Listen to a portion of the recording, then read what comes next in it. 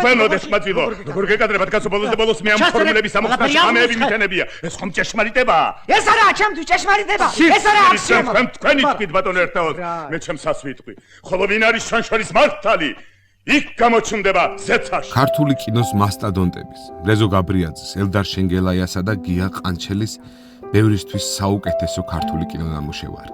ფილმი, რომელშიც იგრძნობა მრავალსაუკუნოვანი, სულხან საბასეული იგავარაკულად ამბის თხრობის ოსტატობა.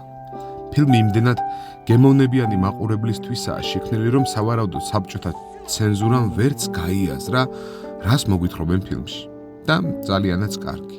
რადგან საბჭოთა მაყურებელმა შეძლო მსოფლიო დონის ქართული ფილმისთვის ეყურებინა და დამტკბარიყო.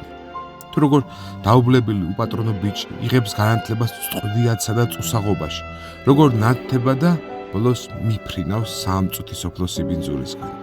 ნუ თუ არაა შესანიშნავი ისტორია.